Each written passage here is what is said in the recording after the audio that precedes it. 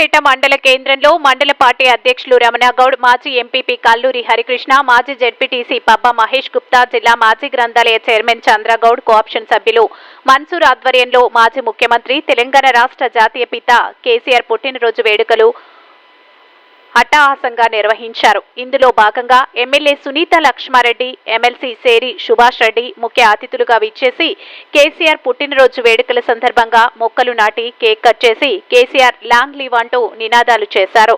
అనంతరం వారు మాట్లాడుతూ తెలంగాణ కోసం పోరాడి తెలంగాణను సాధించిన నాయకుడు కేసీఆర్ అని, తెలంగాణను మొదటి స్థానంలో ఉంచగా నేడు కాంగ్రెస్ ప్రభుత్వం రాష్ట్రాన్ని చివరి స్థానం కూడా దక్కలేకుండా చేశారని ఎద్దేవా చేశారు. ఈ కార్యక్రమంలో యాద్ గౌడ్, మహేందర్ రెడ్డి, లక్ష్మీ నరసయ్య, కల్లూరి వెంకటేష్, వీరేష్, తాజా మాజీ ఎంపీటీసీలు, తాజా మాజీ సర్పంచ్లు, నాయకులు, కార్యకర్తలు అధిక సంఖ్యలో పాల్గొన్నారు.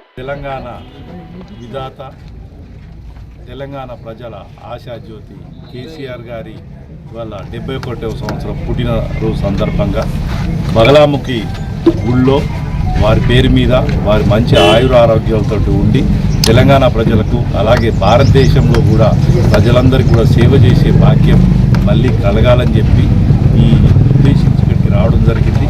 మా సునీతక్క ఆధ్వర్యంలో, మా పార్టీ నాయకులు అందరి ఆధ్వర్యంలో ఏదైతే ఇక్కడ కేక్ కటింగ్ కావచ్చు, చెట్లు నాటే కార్యక్రమం కూడా నన్ను ఆహ్వానించినందుకు వారందరికీ కూడా పేరు పేరున కృతజ్ఞతలు తెలియజేస్తాను. మన ప్రాణాన్ని కూడా పరంగా పెట్టి తెలంగాణ ప్రజాతర తెలంగాణ జాతి కేసీఆర్ గారి జన్మదిన సందర్భంగా వారికి మరి టీఆర్ఎస్ పార్టీ తరఫున మేమందరం కూడా పుట్టినరోజు శుభాకాంక్షలు తెలియజేస్తూ ఉన్నాం.